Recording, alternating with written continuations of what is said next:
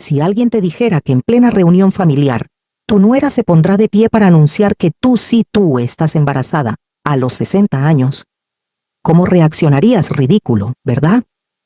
Yo también habría soltado una carcajada, si no hubiera sido yo la que se quedó paralizada ahí, justo en medio de los gritos de emoción por algo completamente imposible.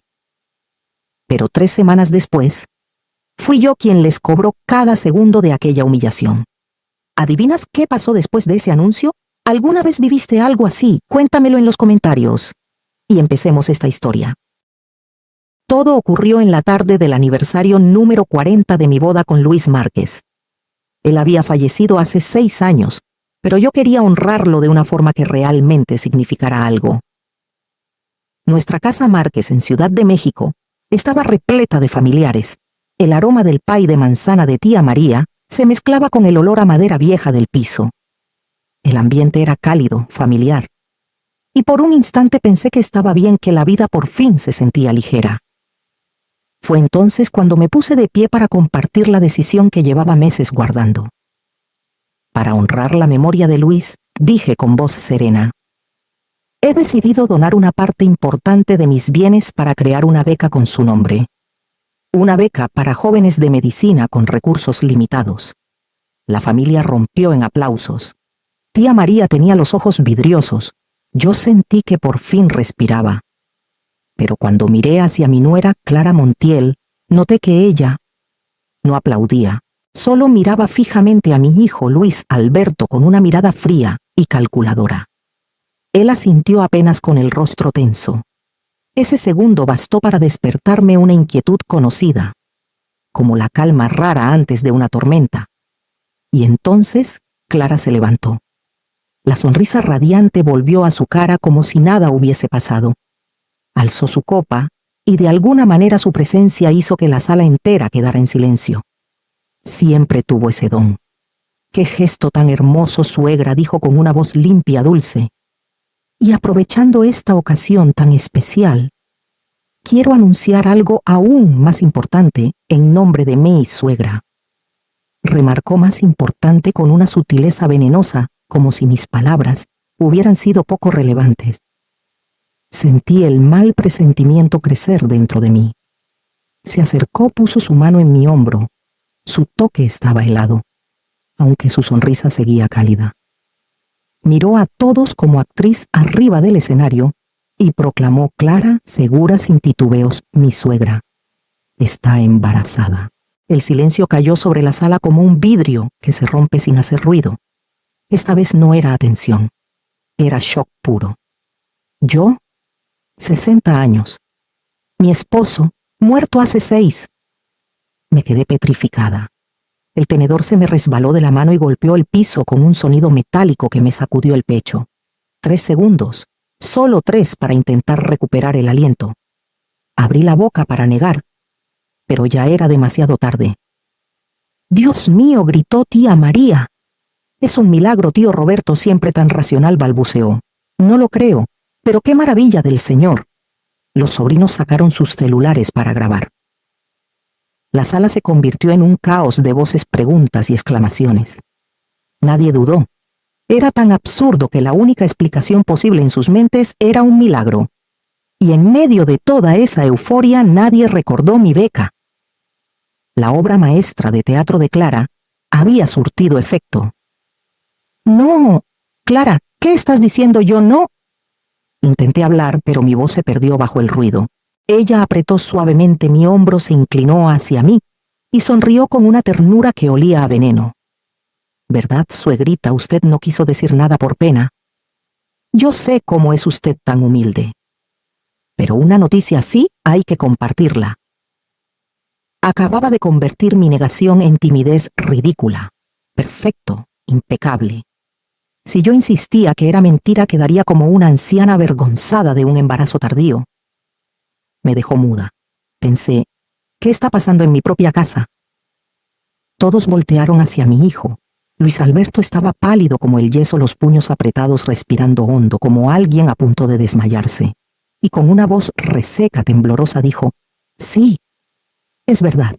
Nosotros también. Estamos sorprendidos». Él no se atrevía a mirarme. Esa mirada era la de un cómplice. La mirada de alguien que sabe que está haciendo algo malo, pero es demasiado cobarde para detenerse. Sintiendo que el aire se me escapaba del pecho, caminé tambaleándome hacia la cocina con el pretexto de ir por agua. Clara Montiel venía justo detrás de mí. Apenas la puerta se cerró, su sonrisa desapareció por completo. ¿Por qué hiciste eso?, pregunté con la voz temblando. Ella no respondió de inmediato. Solo sirvió un vaso con agua, me lo extendió y sonrió con desprecio. Su voz, cuando por fin habló, fue un susurro afilado. No arruine la función, suegra. Recuerde algo. Una viuda de 60 años que insiste en que no está embarazada, mientras toda la familia cree que sí. ¿Cómo cree que se va a ver? Se detuvo. Clavó sus ojos en los míos sin un gramo de emoción. Cuanto más absurdo, más fácil será que todos piensen que usted está perdiendo la cordura. Un escalofrío me atravesó la espalda. Eso no era una broma cruel, era una amenaza.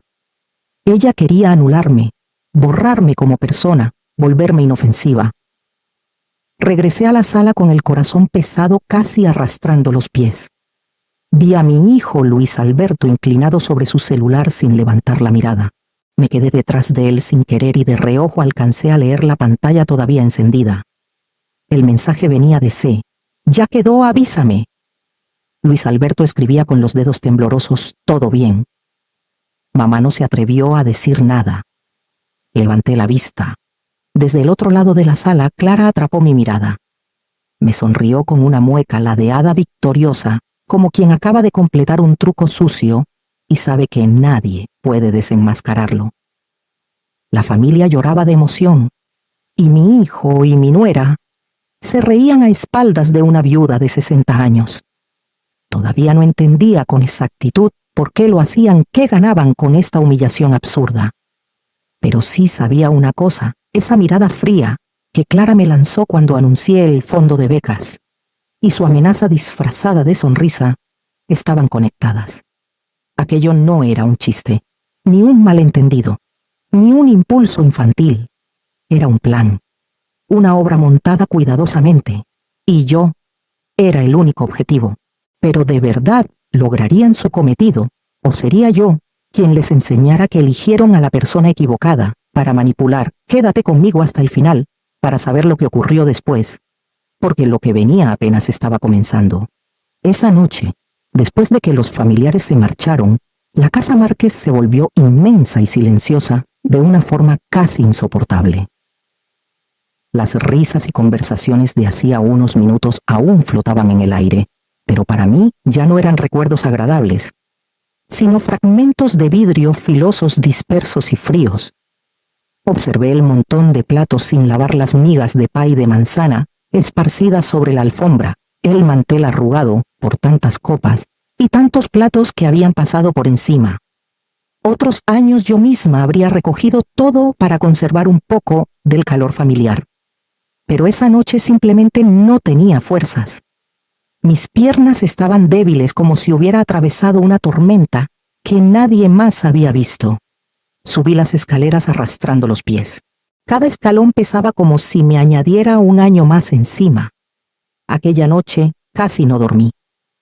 Cada 15 minutos sonaba el teléfono, llamadas para felicitarme por el supuesto embarazo milagroso que Clara Montiel había inventado. Todos querían saber si estaba con antojos, si ya tenía pensado un nombre para el bebé.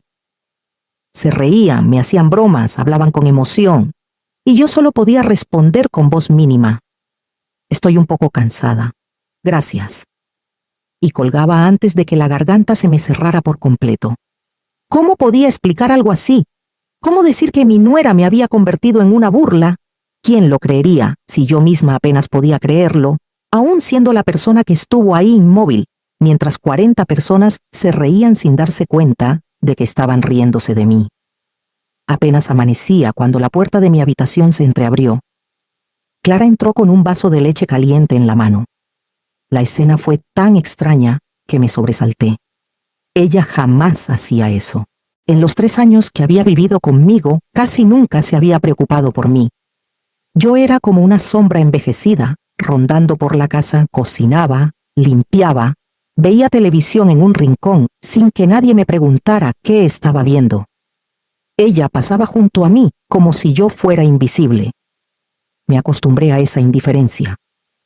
A ser el telón de fondo en una casa que antes había resonado con la risa de Luis Márquez. Pero desde hace 6 meses, desde que el abogado mencionó accidentalmente el valor real de los bienes que mi esposo había dejado, todo cambió. Clara se volvió atenta, demasiado atenta. Dulce, demasiado dulce. Cuidadosa, demasiado cuidadosa.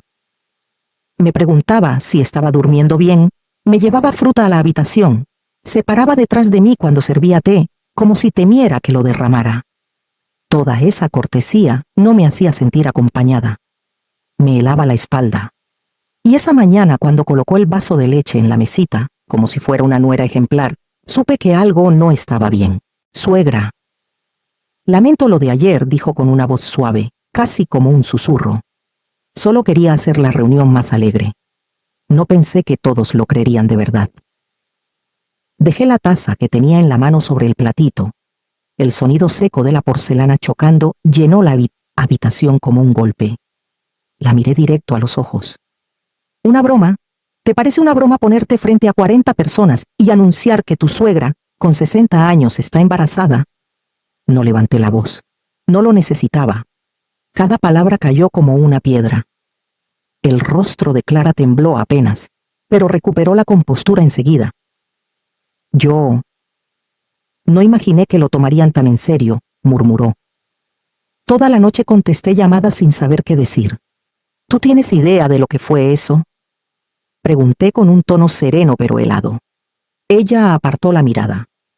Yo les explicaré, dijo y salió del cuarto sin esperar mi respuesta. Sus disculpas eran como una cáscara vacía, ruido sin contenido, un formalismo hecho para cumplir. Me quedé sentada un buen rato sin moverme. Tenía que salir. Necesitaba aire. Necesitaba escapar de aquella casa que empezaba a cerrarse sobre mí como un puño. Me vestí, tomé mi bolso y bajé las escaleras con la intención de caminar un rato en el parque, como hacía cuando sentía el alma pesada. Pero cuando estaba a punto de abrir la puerta recordé algo. La bufanda de Luis. El último regalo que él me hizo estaba en algún lugar del sofá. Me di la vuelta para buscarla. La puerta de la sala quedó entreabierta. Yo estaba a punto de entrar, pero la voz de Clara Montiel resonó suave, fría y tan nítida, que me detuve de golpe como si alguien me hubiera sujetado del brazo. Tenía que hacerlo. ¿No te diste cuenta? Cuando ella habló de la beca, todos la aplaudieron. Pero en cuanto dije que estaba embarazada, todos se olvidaron del tema. Me quedé helada. Ni siquiera me atreví a respirar. La voz de mi hijo Luis Alberto respondió temblorosa como la de un niño atrapado en plena travesura. Pero, mentira sí. ¿Está bien? El tono de Clara cambió al instante, afilado como una navaja. Claro que sí. La próxima semana diré que perdió al bebé por un susto. Todos sentirán lástima. Y en ese punto, ¿quién va a creer que sigue lúcida como para manejar sus bienes? Hubo un silencio breve, pero su voz volvió todavía más clara, más cruel. Cuando todos crean que está perdiendo la razón, la carta poder caerá en nuestras manos. Es fácil. Está débil. Y es fácil de manejar. Sentí que el pasillo entero daba vueltas. Retrocedí. Mi mano buscó la pared para no caerme. El corazón era como si 2 manos invisibles lo apretaran con fuerza. Eso no era una broma. No era un malentendido. No era un momento de impulsividad. Era un plan.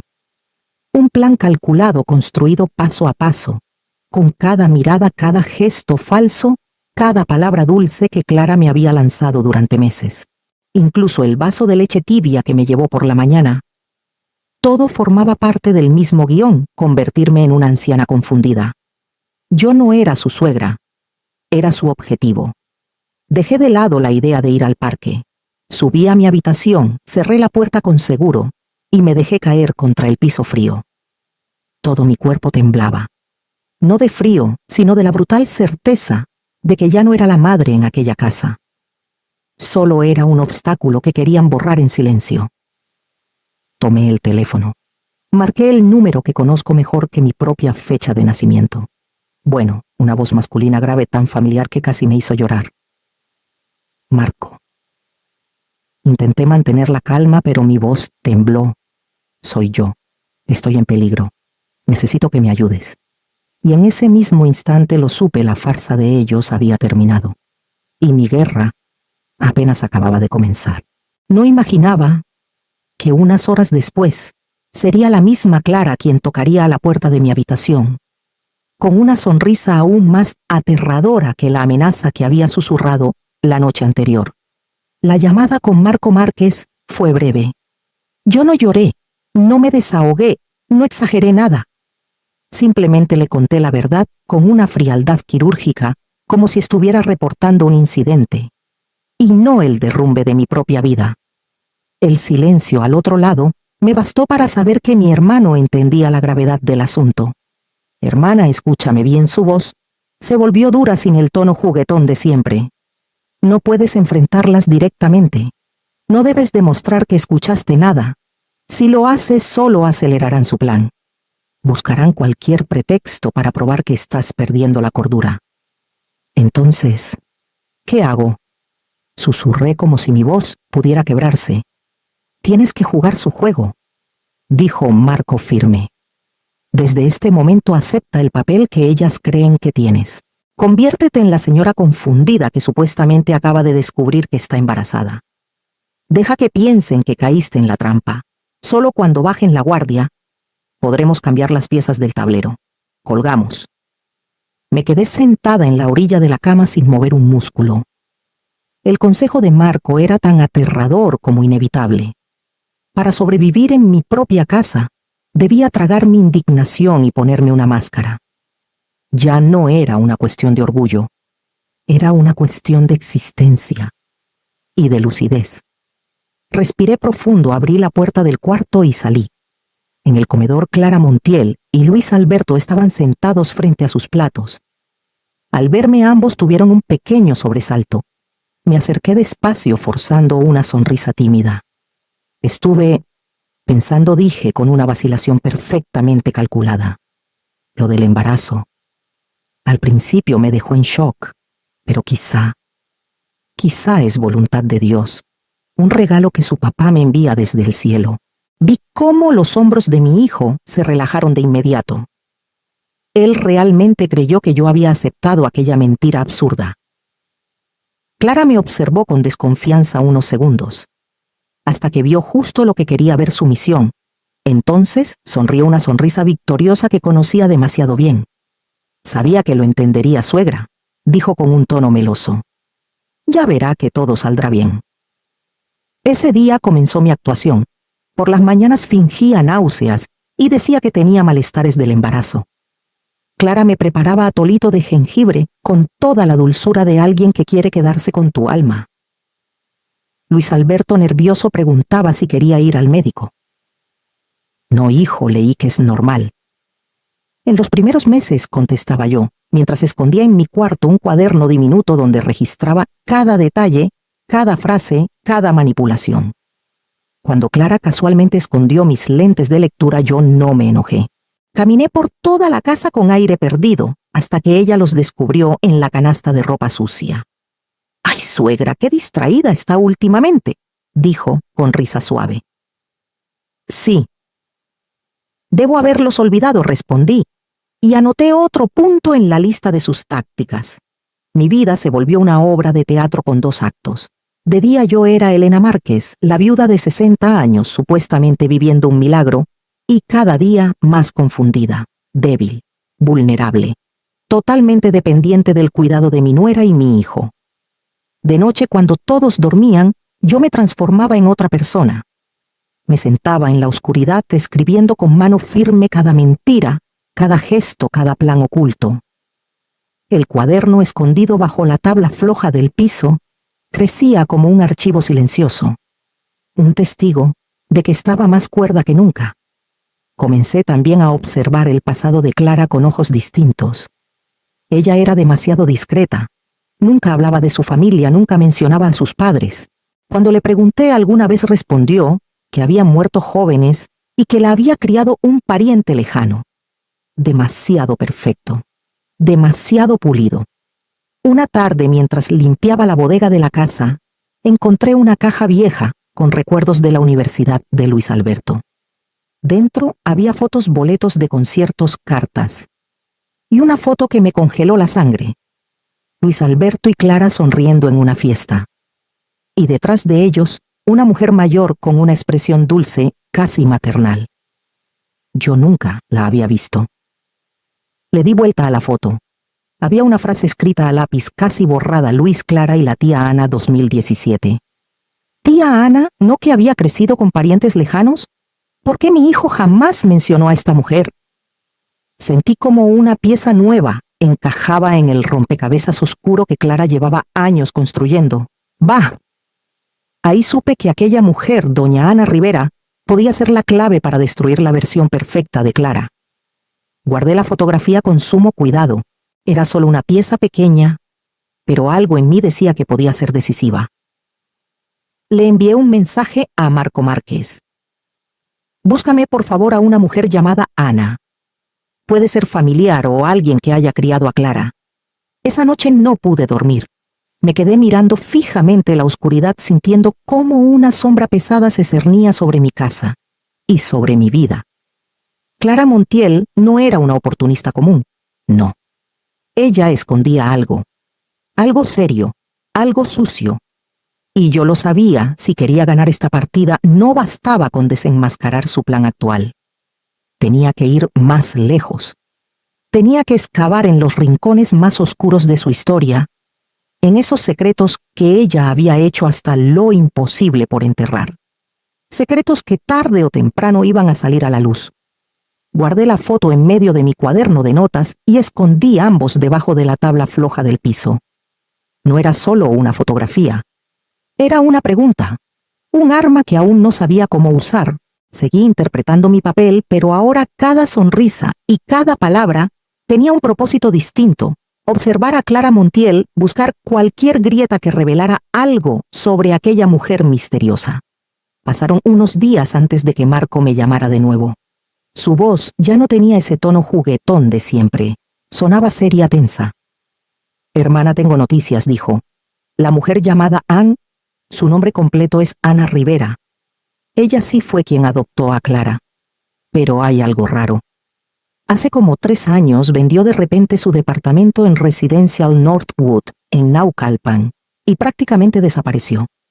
Los vecinos dicen que empezó a confundirse y que unos familiares se la llevaron para cuidarla. Nadie sabe quiénes eran esos familiares. Confundida, llevada.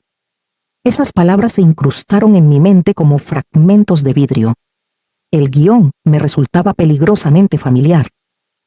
Mientras tanto, Clara avanzaba con la siguiente fase de su plan. Ya no se conformaba con esconder mis cosas para hacer parecer que yo estaba perdiendo la memoria. Ahora, estaba sembrando la idea de un diagnóstico médico falso. Mamá dijo durante la cena con esa voz suya que finge preocupación: la he notado cansada últimamente y sus emociones andan muy sensibles por lo del bebé. Conozco a un médico de familia excelente, el doctor Miller Ortega. ¿Por qué no vamos este fin de semana para que le haga un chequeo general el doctor Miller? La trampa se estaba cerrando y yo lo sabía. Sí, está bien, respondí fingiendo agotamiento. Si tú crees que es lo mejor, hija. Luis Alberto, sentado frente a nosotras, sonrió débilmente. Estaba más flaco, con ojeras marcadas. La culpa lo estaba consumiendo. Una tarde, aprovechando que Clara había salido de compras, entró a mi cuarto con una caja de madera vieja entre los brazos. Encontré esto en la bodega, dijo con la voz baja. Es el álbum de fotos de la familia. Se sentó a mi lado y empezó a pasar las páginas. Ahí estaba yo cargándolo cuando era un recién nacido. Luego él aprendiendo a andar en bicicleta con su papá Luis Márquez. Los recuerdos me golpearon el pecho. Luis Alberto no decía nada. Solo observaba como si buscara una versión de sí mismo que dejó perder. Hasta que se detuvo en una página. Era la foto que yo había encontrado. Él y Clara en una fiesta. y detrás, sonriendo tímidamente, doña Ana Rivera. «Esta es la tía Ana», susurró señalando la figura. Era muy buena conmigo. Cuando recién salía con Clara, yo iba a su casa a cenar seguido. Justo en ese momento Clara entró a la habitación. Su sonrisa habitual se tensó al ver el álbum. «¿Qué hacen aquí ustedes dos?», preguntó con un tono dulce que no le combinaba con la mirada. «Le estoy enseñando fotos viejas a mi mamá», contestó Luis Alberto algo incómodo. Clara se acercó y miró la foto. «Ah, la tía Ana», dijo con un desprecio tan sutil como cruel. «Ya está muy mayor, casi no recuerda nada». «Bueno, suegra, ya descanse. Ver tantas fotos cansa la vista». Tomó el álbum, lo cerró suavemente y lo colocó sobre la mesa. Fue un gesto simple pero cargado de apropiación. Estaba cerrando el pasado. Estaba borrando a quien no quería que recordáramos. Pero cometió un error. Ya no recuerda nada. Eso no era algo que diría una sobrina preocupada. Era la declaración de alguien que sabe con absoluta certeza que su víctima no puede defenderse. Era la marca de un verdugo, no de una familia. Se me heló la espalda. Al día siguiente entendí que no podía seguir esperando a Marco. Tenía que moverme por mi propia cuenta. Bajé a la cocina, donde Clara Montiel estaba preparando la comida. Clara, le dije con un tono casual casi distraído. De repente se me antojó un croissant de la panadería Le Bon. Hace muchísimo que no lo pruebo. Escuché que queda cerca del residencial donde vivías antes. ¿Cierto, Clara? Levantó la vista sorprendida pero sin sospecha alguna. Sí, suegra, así es. Pero está lejísimos. Mejor yo se lo compro. No hace falta, dije, moviendo la mano. Quiero salir un poco. Me hace bien despejarme. Estar todo el día en la casa me sofoca. Ella dudó unos segundos, pero mi actuación como la señora mayor que necesita su espacio personal fue tan convincente que terminó cediendo. Bueno, suegra, vaya con cuidado, ¿sí? Asentí, tomé mi bolso. Las manos me temblaban apenas, pero mis pasos eran firmes. Crucé la puerta no como una mujer que sale a buscar pan dulce, sino como alguien que va en busca de un fantasma. Un fantasma llamado doña Ana Rivera. Y quizá lo que estaba a punto de descubrir en ese viaje te sorprenda más de lo que imaginas. No te apartes de esta historia, lo que viene cambiará todo. El croissant no era más que un pretexto. La verdad es que después de pasar casi una hora sentada en un camión atestado, la espalda comenzó a punzarme sin descanso. Tuve que bajarme una parada antes de lo previsto y buscar una cafetería pequeña al borde de la avenida para sentarme, frotarme las rodillas y tomar a sorbos un té de jengibre bien caliente para despejarme. Yo no soy detective. Solo soy una mujer de más de 60 terca y aferrándose al pedazo de vida que todavía le queda. Desde la cafetería tomé un taxi viejo rumbo a Residencial Northwood en Naucalpan. El viaje no era barato, pero no tenía otra opción. Cuando el taxi me dejó frente a aquel edificio de ladrillos desgastados, tuve que quedarme unos segundos recargando el cuerpo para recuperar aire. Las 3 plantas de escaleras se levantaron ante mí como una prueba de resistencia. Me aferré al pasamanos y subí escalón por escalón. Mis rodillas crujían como si protestaran por cada paso. Al llegar al 3er piso, jadeaba como si acabara de correr una maratón. Me apoyé en la pared, apretando el bolso contra el pecho para intentar estabilizar el corazón. Justo cuando me preguntaba qué debía hacer ahora, la sonrisa autosuficiente de Clara Montiel, del día anterior, vino a mi mente. Solo recordarla me devolvió un poco de fuerza para enderezarme. Comencé a fingir que estaba perdida, tocando a varias puertas para preguntar. La mayoría me respondía con un no sé rápido y cortante, y de inmediato cerraban la puerta. Cada no, cada portazo, me pesaba un poco más. Un departamento oscuro, otro ruidoso, otro helado. Nadie conocía a una mujer llamada Ana. A los 15 minutos el dolor en la espalda ya me hacía temblar. Estuve a punto de rendirme. Entonces, la puerta al final del pasillo se abrió de pronto. Una señora de cabello completamente blanco salió a recoger su correspondencia. Su mirada era tan amable que sin querer sentí una pequeña calma. ¿Puedo ayudarla en algo?, preguntó. Intenté mantener la voz firme, aunque la respiración aún era pesada. Estoy buscando a una amiga de años. Vivía aquí antes. Se llama Ana. La señora frunció el ceño pensando un momento. Ana Rivera, del 3B. Sentí como si alguien me lanzara un salvavidas en medio del océano. Sí, ella misma. La señora suspiró y una sombra de tristeza pasó por su rostro arrugado. Pobrecita. Una mujer muy buena. Y aún así mire cómo terminó. El corazón me golpeó fuerte. ¿Cómo que terminó así? Pues se confundía. De un día para otro. Un día estaba perfectamente sana, y al siguiente empezó a hablar cosas sin sentido. Menos mal que su sobrina, esa muchacha Clara, se hizo cargo. Le llevó doctores medicinas, hasta traía al médico a la casa. Y luego, un día se mudaron. Dicen que la llevó a un centro de cuidados especiales. La verdad, esa muchacha Clara, muy cumplida con su tía. Muy cumplida. Esas dos palabras me atravesaron como cuchillos. Agradecí a la señora, respiré hondo para contener el dolor en la espalda y comencé a bajar las escaleras con las piernas temblorosas. Cada escalón que descendía era como si la verdad se me cayera encima, pesada e inevitable. Todo encajaba, de una forma aterradora y helada. Clara había representado la misma obra conmigo. Paso por paso, tomé otro taxi de regreso. En el asiento trasero, apoyé la frente en la ventana, cerré los ojos e intenté calmarme. El dolor en la espalda y la verdad recién descubierta se mezclaban hasta marearme. Pero aquella señora me había dado sin querer una pista crucial. Un centro de cuidados especiales. Por la noche, al llegar a Casa Márquez, llamé a Marco. No tienes que buscar a doña Ana lejos, le dije con la voz cansada pero firme. Revisa todas las residencias de adultos mayores de la ciudad y alrededores. Empieza desde hace 3 años. Busca a alguien llamada Ana Rivera. Y revisa cuáles de esos lugares tienen relación con el doctor Miller Ortega. Durante esos días intenté sembrar una pequeña duda en la mente de mi hijo.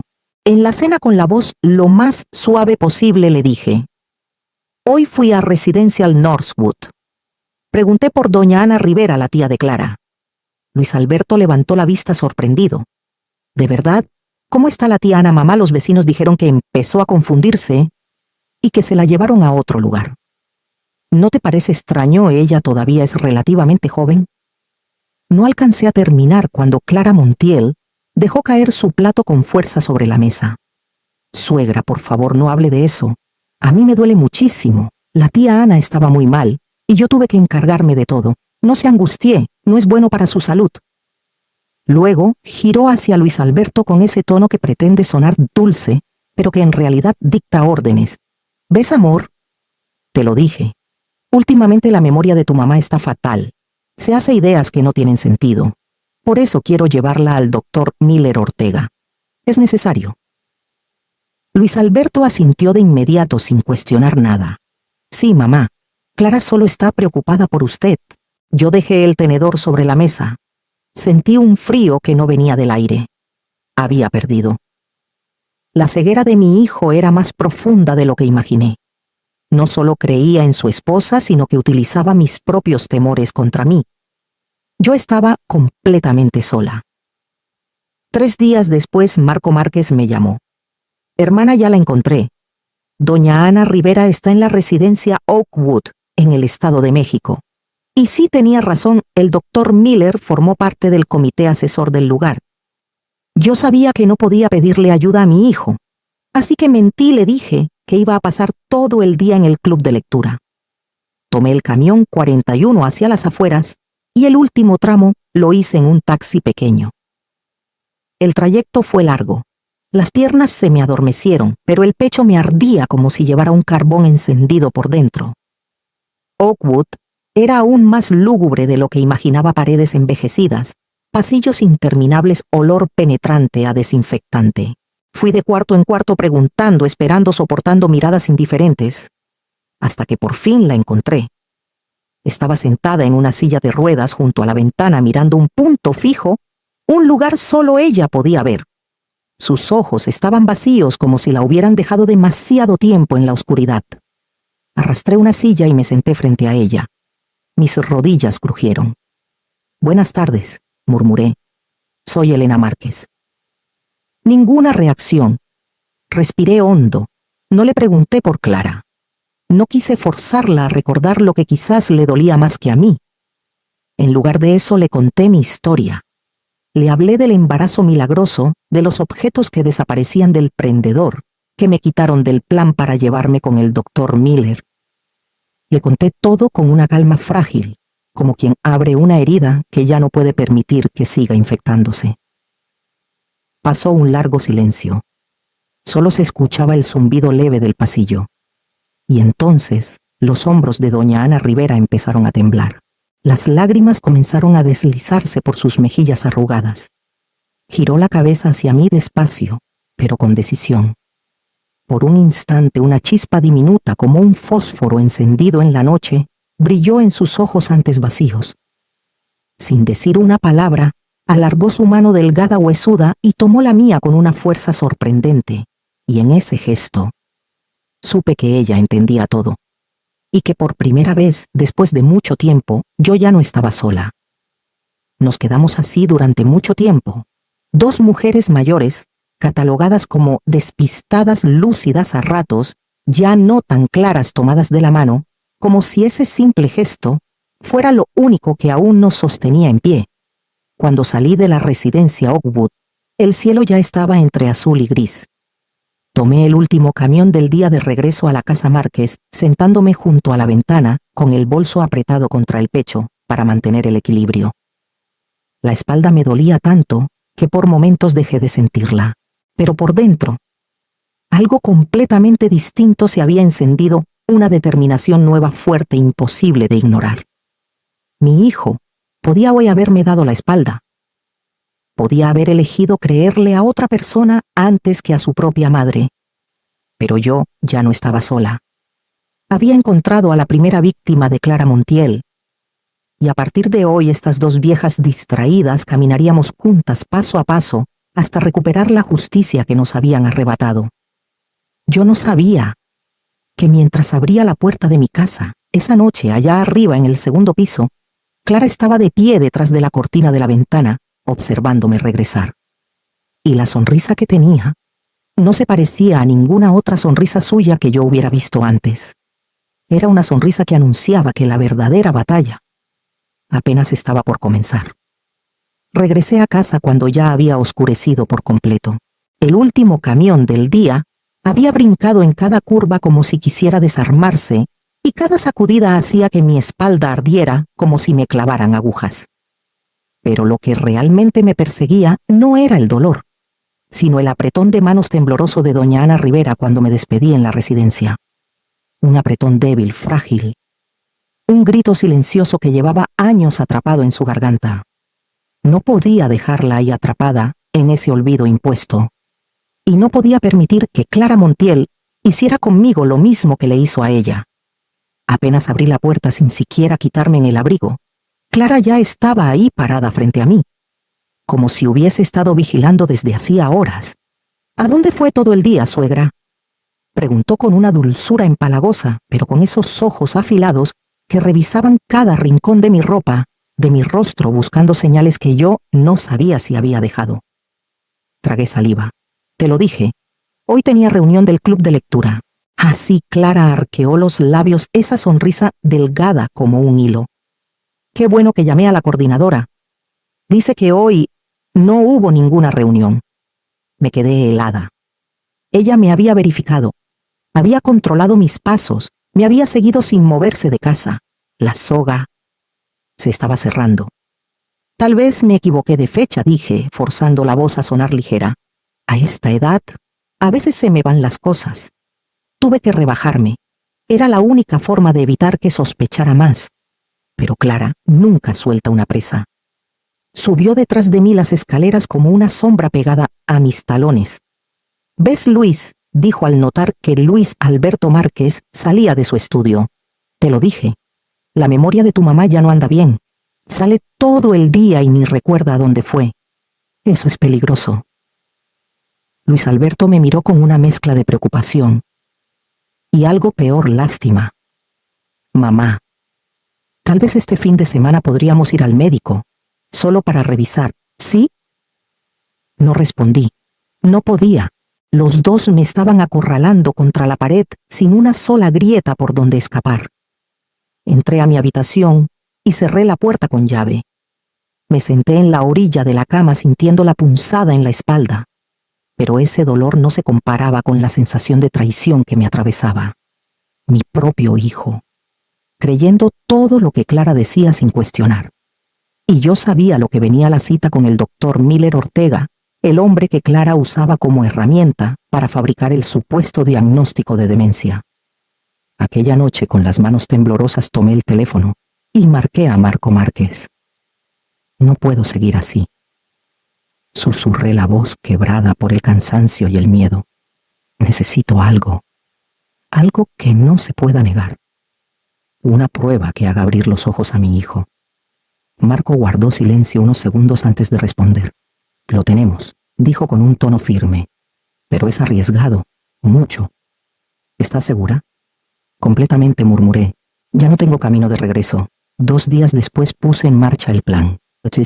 La espalda seguía doliendo por el viaje anterior, así que tomé un camión hasta el centro y de ahí un taxi al banco. Pero a Clara le dije otra historia. ¿Puedes acompañarme, hija? Le pregunté fingiendo buscar mi cartera. Me da miedo olvidar el NIP de mi tarjeta. Si vienes conmigo me siento más tranquila. Luis Alberto aceptó enseguida, como lo imaginé. Siempre intentando demostrar que era un buen hijo, cada vez que Clara insinuaba que mi estado mental empeoraba. Clara, en cambio, no cayó tan fácil. Se cruzó de brazos estudiándome durante tanto tiempo que pensé que el corazón se me saldría del pecho. ¿Cuánto quiere retirar? Solo un poco, respondí. Para comprar unas cosas secas. No dejó de observarme ni un segundo. Yo sabía que no me creía. Podía oler la sospecha en su mirada. Pero al final, y solo porque no tenía excusa para impedirlo, nos dejó salir. Sentí clarísima su mirada clavada en mi nuca, desde la ventana del piso de arriba mientras el taxi arrancaba, como si quisiera memorizar exactamente la ruta que yo tomaría, como si yo fuera un animal que ella estaba marcando. En vez de ir a la ventanilla de atención, le dije al empleado que quería revisar la caja de seguridad familiar, esa que nadie había tocado en años. Esta era la parte más delicada de todo mi plan. Marco ya había colocado dentro una tableta pequeña, junto con el video obtenido en la residencia Oakwood. Cuando la pesada puerta metálica del área de cajas fuertes se cerró detrás de nosotros, el silencio era tan profundo que pude escuchar mi propia respiración entrecortada. Luis Alberto miró a su alrededor confundido. Mamá, ¿qué hay aquí dentro? Abrí la caja. La tableta se encendió. El primer video apareció de inmediato. Una enfermera estaba dándole papilla a doña Ana Rivera. Ella giraba el rostro, los ojos llenos de miedo. La enfermera, con la mirada fría y la voz irritada, le gruñó: ¿vas a comer o qué? No me haga perder el tiempo. Después le metió la cuchara en la boca de manera brusca. La papilla quedó embarrada en su barbilla y en toda su ropa. Luis Alberto se puso pálido. ¿Qué? ¿Qué es esto? ¿Quién es? Esto es Oakwood, respondí con calma amarga. Y ella es la madre adoptiva de tu esposa. Adelanté el video al segundo fragmento. Una entrevista breve. La misma enfermera hablaba con un supuesto investigador social, que en realidad era agente de Marco. Doña Ana lleva años aquí. Al principio todavía hablaba. Siempre repetía que la había traicionado su sobrina. Nadie le creyó. Ahora ya ni habla. La muchacha le manda dinero de vez en cuando, pero no la hemos visto en casi un año. Pausé el video. Luis, dije mirándolo directo a los ojos. Esa sobrina es Clara Montiel. La habitación entera pareció hundirse en un silencio espeso. Luis Alberto abrió la boca pero no pudo pronunciar palabra. Yo continué. Le hizo exactamente lo mismo a doña Ana, y ahora está repitiendo el patrón conmigo. Piensa, controla mis salidas, dice que tengo problemas de memoria. Me obliga a ver al doctor Miller o Ortega. Nada es casualidad. Luis Alberto tembló. Yo no sabía. Clara. Ella. Apreté suavemente su mano. Dime, hijo, ¿quieres que un día tu propia madre termine en un lugar extraño tratada así? Esperando morir en silencio. Una lágrima rodó por la mejilla de Luis Alberto. Por primera vez el muro que Clara Montiel había construido alrededor de él mostró una grieta, minúscula, pero suficiente para que entrara un poco de luz. No alcancé a decir nada más porque el teléfono de Luis Alberto empezó a vibrar sin parar dentro de su bolsillo. Él miró la pantalla. Sus ojos se abrieron de par en par. Es Clara, dijo. Lo que me heló la sangre no fue la llamada, sino el hecho de que estaba llamando desde el número de la residencia Oakwood. Por primera vez en mi vida, entendí algo con absoluta claridad. Clara ya lo sabía, y estaba contraatacando. De camino a casa, Luis Alberto manejaba tan despacio que pensé que estaba intentando alargar cada minuto para no enfrentarse con la verdad. Sus ojos miraban al frente, pero estaban vacíos, como los de alguien que acaba de sobrevivir a un accidente y aún no entiende qué pasó. Yo no dije nada. Sabía que él estaba luchando consigo mismo con los años de confianza ciega, con las deudas emocionales que Clara Montiel decía haber resuelto y con la vergüenza de descubrir que su madre tenía razón. Cuando el auto entró al patio de la casa Márquez, sentí el pecho apretarse. La luz del porche estaba encendida, la puerta entreabierta, y allí estaba Clara, de pie justo en la entrada. Apenas necesité un segundo para saber que ya no llevaba la máscara de siempre. Avanzó hacia nosotros en cuanto bajamos del coche. Ya no tenía la sonrisa dulce, ni la voz empalagada. «Fuiste a Oakwood», dijo, clavando la mirada en mí como si fuera una criminal. «¿Qué pretendías, suegra? ¿Investigar a doña Ana? ¿Inventar historias para dejarme mal?» No alcancé a responder. Ella se giró hacia Luis Alberto con la voz quebrándose como si estuviera a punto de llorar. ¿Sabes lo que me dijeron cuando llamaron? Que tu mamá llegó allá diciendo que era la hermana de la señora Ana, que repetía una y otra vez que yo la tenía encerrada. Apretó los puños tan fuerte que los nudillos se le pusieron blancos. «Luis, tu mamá está delirando. ¿Es que no lo ves?» Luis Alberto dio un respingo y se volvió hacia mí. «Mamá, ¿tú dijiste eso?» Me quedé inmóvil. Estaba preparada para pelear, pero no esperaba que Clara actuara tan bien ni tan rápido.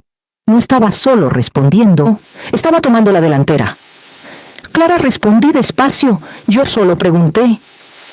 Preguntar me interrumpió con una risa cargada de veneno. «Ellos dijeron que lloraste, que gritaste, que dijiste quiere encerrarme aquí». «¿Sabes que llamaron hasta el jefe de zona?» Luis Alberto abrió los ojos de par en par. «La policía», sí, exclamó Clara dando un fuerte tacón al suelo. «Tuve que rogarles que no levantaran un reporte, que no lo pusieran en el expediente médico. Les dije que tu mamá solo perdió la orientación por un rato». Se llevó la mano al pecho y sonrió con lástima falsa. «¿Ves, suegra? Yo soy la que te está cuidando». Sentí un nudo subir por mi pecho. Clara estaba manipulando todo con absoluta precisión, mezclando verdad y mentira para convertir mi visita a doña Ana Rivera en un síntoma clínico. «Luis», dijo entonces, volviéndose hacia su esposo con una voz temblorosa tan ensayada que dolía, «ya no puedo más. No puedo dejar que tu mamá ande sola así. El doctor Miller Ortega dijo que si sigue así, puede convertirse en un peligro para ella misma». Un peligro. Casi solté una carcajada incrédula. Clara me tomó la mano. La apretó tan fuerte que me dolió. «En Oakwood casi se cae por las escaleras. Te vieron caminar insegura. ¿También vas a negar eso?» Recordé mis rodillas temblorosas bajando los escalones de la residencia. Dios mío, incluso un tropiezo mínimo ella lo convertía en evidencia. Luis Alberto me miró con angustia. «Mamá, ¿de verdad estás bien?» Quise gritar que estaba perfectamente lúcida, pero sabía que si levantaba la voz, Clara tendría excusa para todo. Así que solo dije, «Estoy bien». Clara soltó una carcajada corta, cruel. Bien suelta el cuento, suegra, cancelaste el club de lectura que ni siquiera existe. Tomaste un camión casi 2 horas. Llegaste a Oakwood preguntando cosas sin sentido. Ni siquiera recuerdas lo que dijiste. Y todavía vienes a decir que estás bien. Di un paso atrás. Solo uno. Clara lo vio. Y lo usó al instante, como una fiera que huele sangre. Luis, ¿te das cuenta? Susurró ella, como si intentara que yo no la escuchara, aunque era evidente que quería que cada palabra me llegara clara. Tu mamá está entrando en pánico. Esto ya no es un asunto menor. Luego, giró hacia mí de golpe con una mirada afilada como una navaja. Mañana irá a hacerse una evaluación cognitiva. Sin preguntar, sin retrasos, sin excusas. Si no va. Se detuvo clavando los ojos en los míos. Tendré que pedir la intervención legal correspondiente. Un escalofrío me recorrió la espalda. Clara no estaba amenazando. Estaba anunciando, como si ya tuviera todo preparado, la opinión del abogado, el apoyo del doctor Miller Ortega y la sombra de la residencia Oakwood detrás de ella. La Elena de antes quizá habría retrocedido, pero la Elena Márquez de ahora no podía permitirse temblar. Mañana a las 8 de la mañana, añadió Clara con una sonrisa que fingía amabilidad. En la clínica Miller, para que todo quede claro. Luis Alberto se quedó paralizado. Su expresión ya no era de confusión, sino de auténtico miedo. Y en ese instante comprendí algo con una claridad tajante. Si yo me negaba, Clara firmaría una solicitud de tutela de emergencia. Un formulario, un médico dispuesto a respaldarla, un reporte clínico manipulado, y perdería mi vida entera en un solo día. No podía permitirlo, tenía que ir, tenía que entrar en su trampa, y hacer que se cerrara sobre ella misma. Pero justo cuando estaba a punto de decir de acuerdo, Clara dio un paso mínimo hacia mí, y murmuró solo para mis oídos: prepárese, suegra. El doctor Miller sabe detectar la demencia, incluso cuando alguien intenta fingir lucidez. La miré directo a los ojos. Fue entonces cuando entendí algo aterrador. Clara no temía que yo descubriera su plan. Lo que realmente temía era que yo descubriera quién era ella en realidad. Asentí apenas. Clara sonrió satisfecha. Retrocedió con aire triunfal, rodeando con el brazo a Luis Alberto como quien acaba de ganar una batalla. Vámonos, amor. Tu mamá necesita descansar. Mientras se daba la vuelta, escuché claramente cómo le susurró al oído como una estocada final. No la dejes sola esta noche. La gente con deterioro cognitivo suele hacer cosas impredecibles. Esa noche, por primera vez en muchos meses, sentí un miedo real. No porque yo fuera débil, no porque estuviera equivocada, sino porque Clara había demostrado algo escalofriante. Sabía transformar cualquier verdad en prueba en mi contra. Y mañana en la clínica Miller Ortega comenzaría la primera batalla de esta guerra. La clínica del doctor Miller Ortega estaba ubicada en un edificio de oficinas viejo, de esos que huelen a desinfectante barato y a recuerdos olvidados. Clara Montiel caminaba delante de nosotros con una seguridad irritante, como si aquel lugar le perteneciera. A mi lado, Luis Alberto me sostenía del brazo. Lo noté rígido, casi como si intentara tranquilizarse a sí mismo más que a mí. El doctor nos recibió con una sonrisa falsa. El cabello entrecano perfectamente peinado, los lentes de armazón dorado, la bata impecable. Todo en él parecía respetable. Pero sus ojos, esos ojos que se deslizaban hacia Clara con complicidad, lo delataban. Nos sentamos. Clara frente al escritorio. Luis y yo del lado de los pacientes. Y entonces todo ocurrió tal como yo lo había imaginado durante noches enteras. Después de revisar los reportes preliminares que la señorita Clara me proporcionó, comenzó Miller con un tono pedante, y basándome en mis observaciones clínicas, veo señales claras de un deterioro cognitivo inicial en la señora Elena Márquez, posiblemente agravado por los recientes episodios emocionales. Empujó hacia mí un fajo de documentos gruesos. Aquí tiene, dijo, la solicitud de tutela temporal y la autorización para delegar la administración de sus bienes. Es por su propio bien.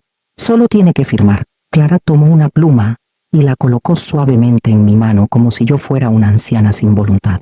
«Fírmelo, suegrita», susurró con esa voz dulce que usaba para manipular. «Todo es por su futuro. Estará bien». Agarré la pluma. La habitación estaba tan silenciosa que pude escuchar mis propios latidos uno por uno. Miré la pluma luego a Clara, después al doctor Miller y finalmente a mi hijo. Luis Alberto asintió, un gesto pequeño casi imperceptible, pero lleno de significados que solo una madre podría entender. Entonces sonreí. Una sonrisa tranquila, inusual incluso para mí.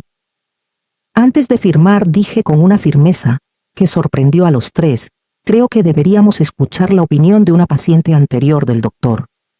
Una persona que también fue diagnosticada y tratada con tanta dedicación por él. Clara abrió los ojos con sobresalto. La sonrisa se le quebró. «¿Qué está diciendo mamá?». Su voz empezaba a temblar. Y justo en ese momento la puerta de la clínica se abrió. Marco Márquez entró primero. Traje impecable maletín de piel en la mano, porte de abogado, que no aceptaba un no por respuesta. Y detrás de él, doña Ana Rivera.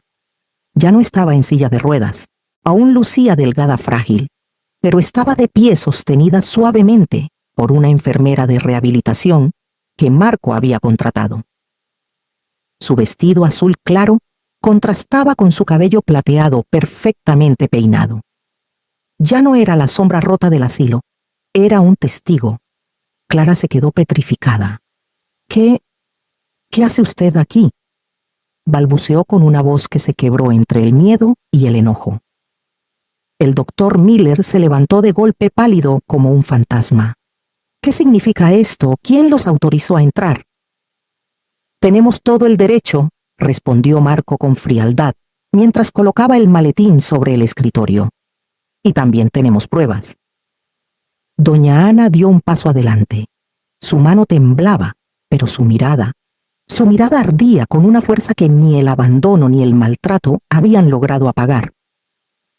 Ella dijo, señalando a Clara con un dedo firme: «Me hizo lo mismo que ahora intenta hacerle a la señora Elena.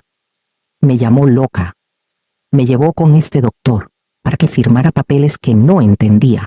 Me quitó mi casa, mi dignidad y casi mi vida». Marco abrió el maletín y sacó una tableta. Presionó reproducir. En la pantalla apareció Luis Alberto sentado en la oficina de Marco con la cabeza entre las manos, confesando entre lágrimas cómo Clara lo había manipulado y obligado a participar en el plan. «No, no es cierto», gritó Clara girándose hacia él. «Tú me traicionaste, inútil». Luis Alberto se puso de pie lentamente, y por primera vez lo vi mirarla sin miedo. «No», Clara respondió con la voz firme. «No te traicioné. Estoy salvando a mi mamá y estoy salvándome de ti». «No, Clara», dijo Luis Alberto poniéndose de pie mirándola a los ojos, por primera vez sin un rastro de miedo. «Estoy salvando a mi madre. Y también estoy salvándome de ti».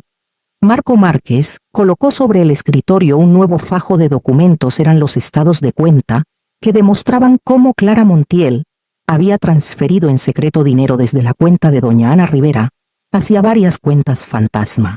Después, reprodujo un audio, la grabación de aquella discusión que yo misma había registrado, donde Clara admitía haber usado una deuda de juego para manipular y someter a su propio esposo.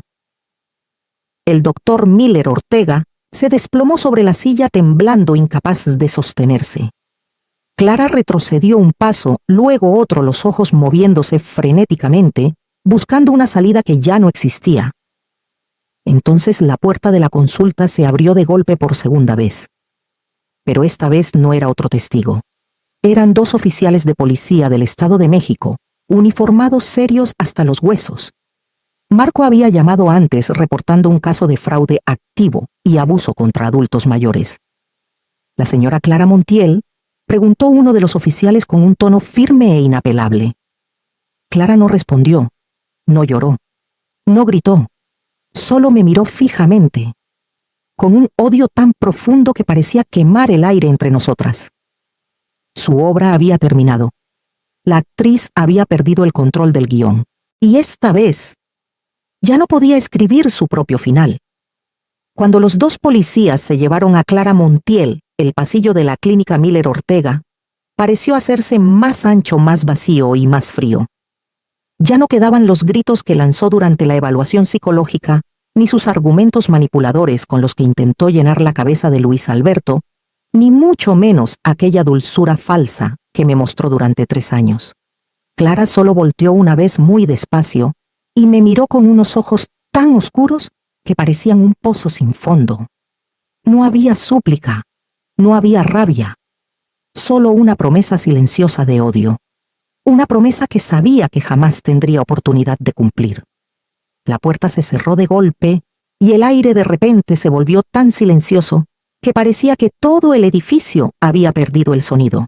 Doña Ana Rivera, que acababa de entrar en la sala, en su silla de ruedas, bajó lentamente sus manos temblorosas y comenzó a llorar. Pero no era un llanto de dolor. Era el llanto liberado de alguien que por fin, después de años encerrada en silencio, había sido soltada de sus cadenas. Me acerqué y puse mi mano sobre su hombro. Sentí cómo le temblaba el cuerpo suave pero constante como pequeñas olas golpeando la orilla después de una tormenta. Ella apoyó la cabeza en mi hombro y entendí en un solo instante que las dos acabábamos de escapar de la misma jaula invisible, una hecha de manipulación, control y miedo. Luis Alberto permanecía inmóvil en la esquina de la sala. No era sorpresa lo que lo paralizaba. Era un derrumbe silencioso. Miraba sus propias manos como si ellas mismas hubieran desviado su vida del camino correcto. No se atrevía a mirarme, tampoco a ver a doña Ana. Solo observaba el punto donde Clara había desaparecido, como si quisiera que ella regresara para decir que todo había sido un mal chiste, pero nadie volvió. La puerta cerrada era también el final de sus años de ceguera. Las noticias sobre el arresto de Clara Montiel volaron entre los familiares más rápido que cualquier otro chisme. Aquella mujer que usaba la dulzura como llave, la sonrisa como máscara y la devoción familiar como disfraz, ahora era el centro de un caso de fraude y abuso a personas mayores. En solo 3 días los murmullos llegaban incluso a través del portón de Casa Márquez. Gente suspirando, moviendo la cabeza, unos sintiéndome lástima, otros disfrutando del escándalo. Pero ninguno reconocía que en su momento ellos también habían creído ciegamente en Clara, que todos me habían visto como la suegra confundida cuando intenté advertirles. No los culpo. Personas como Clara convierten la suavidad en armadura y la mentira en arte. La batalla legal comenzó. Clara Montiel y el doctor Miller Ortega fueron acusados de múltiples delitos. La declaración clara de doña Ana, el video donde Luis Alberto admitía haber sido manipulado psicológicamente y toda la documentación falsa que Marco Márquez logró conseguir, todo eso formó un retrato perfecto de la verdad. Las audiencias estaban llenas a reventar, pero yo no asistí a ninguna. Ya había visto demasiadas veces a Clara gritar, llorar y actuar. No quería volver a ver otra función suya. Yo solo quería recuperar mi tranquilidad. Luis Alberto pidió el divorcio de inmediato. Empacó sus cosas y se fue de la casa. No por enojo ni por vergüenza, sino porque, según dijo, no podía seguir viviendo entre paredes que le recordaban todo lo ciego que había sido. No me pidió perdón. Solo agachó la cabeza al irse los hombros pesados, como si cargara todos esos años de errores. Pero unos días después, al mirar por la ventana, vi su camioneta vieja estacionada frente al portón. No tocó la puerta. No dijo nada. Simplemente tomó unas tijeras de podar y empezó a arreglar el jardín. Al día siguiente reparó la cerca. Luego pintó el portón. Sin una palabra. Sin una explicación. Solo acciones silenciosas constantes que decían más que cualquier disculpa. Mientras el proceso legal seguía su curso, tomé una decisión que cambió por completo la energía de la casa. Invité a doña Ana Rivera a vivir conmigo. Al principio ella se negó moviendo la cabeza de un lado a otro, como si temiera convertirse en una carga. Pero cuando puse mi mano sobre la suya y le dije, no le debemos nada a nadie, y las dos necesitamos un hogar. Doña Ana rompió en llanto. Y así se mudó a la habitación vacía, junto a la mía, la misma que Clara Montiel decía que sería para los niños cuando llegara el momento. La casa Márquez, que antes había sido un campo de batalla lleno de mentiras, susurros y trampas disfrazadas de sonrisas, comenzó a transformarse en un refugio tranquilo. Doña Ana hablaba poco. Las sombras de todos esos años encerrada en la habitación blanca y fría de la residencia Oakwood aún la perseguían. Las primeras noches la escuché respirar entrecortado el rechinido de su silla de ruedas, avanzando con cautela por el pasillo, como si temiera que alguien fuera a encerrarla otra vez. Yo no decía nada. Solo le llevaba una taza de té de manzanilla y me quedaba sentada junto a su cama hasta que conciliaba el sueño. Después de unas semanas su cuerpo comenzó a relajarse. Volvió a sonreír. Y algunas mañanas incluso ponía suavemente su mano en mi hombro cuando yo me inclinaba para encender la estufa. Sus heridas no habían desaparecido, pero como una cicatriz que ya no duele, habían empezado a respirar. Poco a poco creamos nuestra propia rutina. Al amanecer, doña Ana regaba las plantas mientras yo horneaba pan. A mediodía nos sentábamos en el porche con un libro, aunque a veces solo alcanzábamos a leer unas cuantas páginas antes de quedarnos simplemente disfrutando del silencio. Y por las tardes, colocábamos dos sillas una al lado de la otra y observábamos cómo el sol se escondía detrás del techo del vecino. Dos mujeres que alguna vez fueron llamadas confundidas, tratadas como marionetas fáciles de manipular. Ahora sentadas ahí, libres y completas. Un domingo por la tarde, mientras yo regaba el rosal del jardín, Luis Alberto estaba agachado reparando la vieja silla de madera del porche. Le llevé un vaso de agua de limón y lo coloqué junto al brazo de la silla. «Tu papá estaría contento de ver esta silla arreglada», le dije con una voz tranquila aunque llena de cariño.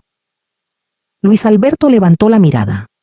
Sus ojos estaban enrojecidos, pero tenían una ternura que no veía desde que era niño.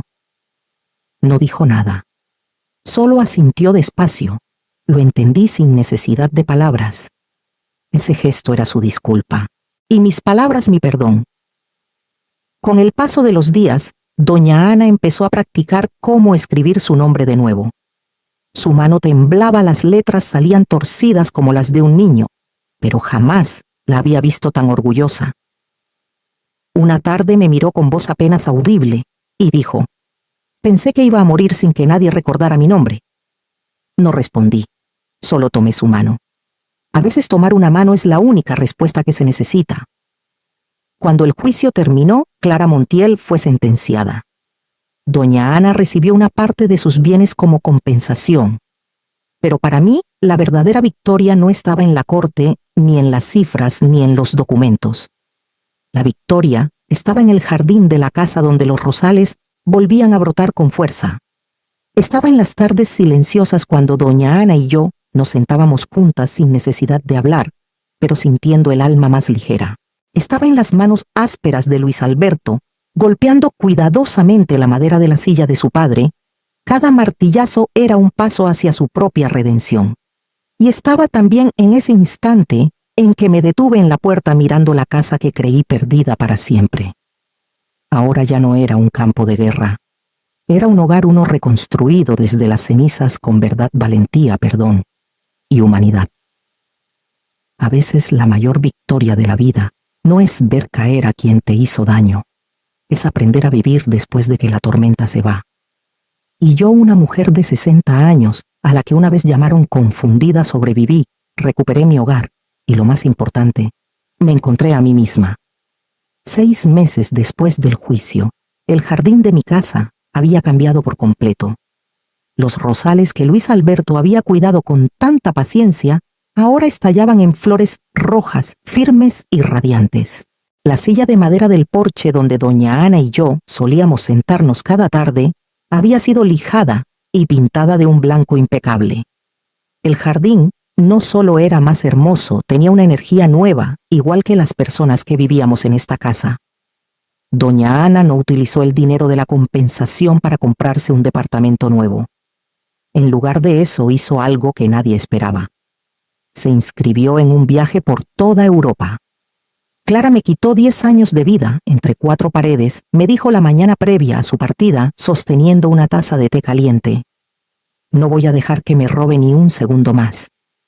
Sonrió, y por primera vez las arrugas alrededor de sus ojos brillaron de alegría y no de tristeza. Ya no era una víctima, era una inspiración. Luis Alberto seguía visitándome cada fin de semana. La relación entre nosotros ya no tenía esa tensión silenciosa que tanto pesaba antes. La culpa se había ido deshaciendo, y en su lugar aparecían pequeñas conversaciones que nos devolvían la calma. Me hablaba de su nuevo trabajo en una empresa más pequeña, de su departamento modesto, del esfuerzo que estaba haciendo para reconstruir su vida desde los pedazos. No desde el dinero, sino desde la honestidad y la humildad. Había aprendido una lección que le cambió el rumbo. Ese día era especial. La beca, que llevaba el nombre de mi esposo, Luis Márquez, por fin sería presentada oficialmente. La ceremonia se realizó en la Biblioteca Central de la ciudad, el mismo lugar donde pasé tantas horas después de la muerte de Luis. Me paré frente al atril y observé los rostros conocidos: Marco, mi hermano, sonriendo orgulloso. Mi hijo Luis Alberto sentado discretamente en la última fila, y los familiares que alguna vez creyeron en aquel milagro absurdo. Yo ya no era una viuda vulnerable, ni una mujer engañada, era una sobreviviente. Muchos piensan que con la edad nos volvemos frágiles y necesitamos protección. Comencé con una voz firme que resonó por toda la sala. Y en parte es cierto, pero eso no significa que perdamos nuestra voz, ni nuestro derecho a decidir sobre nuestra propia vida. Conté mi historia, no para acusar a Clara ni para reprocharle nada a mi hijo. La conté como una advertencia sobre el maltrato hacia los adultos mayores, ese que se esconde en gestos amables, diagnósticos falsos y palabras dulces, cargadas de intención. Cuando terminé, toda la sala se puso de pie para aplaudir. Pero lo que me llegó al alma no fue el aplauso. Fue que al bajar del escenario, Luis Alberto se acercó a mí. No dijo una sola palabra, solo me abrazó. Un abrazo fuerte, largo, reparador. Y en ese abrazo sentí todo el arrepentimiento, la gratitud y el amor de un hijo que al fin había encontrado el camino correcto. Por la tarde regresé sola a casa. Doña Ana ya debía estar en Italia, probablemente disfrutando un gelato frente a alguna fuente antigua. Luis Alberto había vuelto a su rutina. La casa estaba silenciosa, pero por primera vez en mucho tiempo no sentí soledad. Salí al jardín. La luz del atardecer teñía de dorado los pétalos de las rosas. Me incliné, corté una de ellas y aspiré su aroma dulce. Ya no me sentía como una mujer de 60 años, con dolores de espalda y problemas de presión. Me sentía como un árbol que acababa de sobrevivir un invierno duro, un árbol que había perdido todas sus hojas, pero que ahora, desde sus ramas desnudas, dejaba asomar nuevos brotes tiernos, fuertes y llenos de vida. Susurré como si Luis aún estuviera a mi lado en aquel jardín. Protegí nuestra casa y tu legado, amor. Y aprendí que incluso en los inviernos más oscuros, la vida siempre encuentra la manera de volver a brotar. Mi historia no es la historia de un milagro imposible, de un embarazo inventado. Es la historia de otro milagro mucho más real, el milagro de la verdad, del valor, y de encontrarte a ti misma cuando todos quieren que te quedes callada. Y ese sí es un milagro en el que vale la pena creer. La historia de Elena Márquez se cierra en ese jardín donde las rosas rojas se abren orgullosas bajo el sol. Hermoso, ¿verdad? Ella no solo riega y cuida las flores, está cuidando de sí misma, de ese pedazo de alma que antes fue pisoteado por la mentira. Doña Ana Rivera encontró libertad en un cielo nuevo. Luis Alberto halló redención en sus actos silenciosos. Y cada uno a su manera está aprendiendo a sanar. Quizá la mayor enseñanza de esta historia no es cómo se desmantela a una persona cruel, sino cómo se aprende a confiar en la propia voz, incluso cuando el mundo entero insiste en lo contrario. La intuición de Elena, su cuaderno escondido, sus viajes cansados, a pesar del dolor en las rodillas. Todo nació de una misma certeza. Yo sé lo que es verdad. El verdadero milagro no fue un embarazo imposible, sino la fuerza que una mujer puede encontrar cuando la empujan contra la pared. Una fuerza despierta por el amor a la verdad y al legado del hombre con quien compartió su vida. Y sé que en la vida de cada uno de nosotros también existen voces que intentan apagar la nuestra. A veces es la duda de los demás, a veces es la presión de la familia, y otras veces es esa inseguridad que uno mismo carga. Nos hacen preguntarnos si sentimos lo correcto, si acaso estamos exagerando, si nuestra percepción vale algo. Por eso solo quiero preguntarte algo muy sencillo. Últimamente, ¿estás escuchándote de verdad? Hay algo que tu corazón te está diciendo pero tu mente está intentando ignorar. ¿Cuál es tu historia? Y más importante aún, ¿la estás honrando como merece? Cuídate. Cuida tus verdades. Cuida esos relatos íntimos que te hacen ser quien eres. Gracias por escucharme.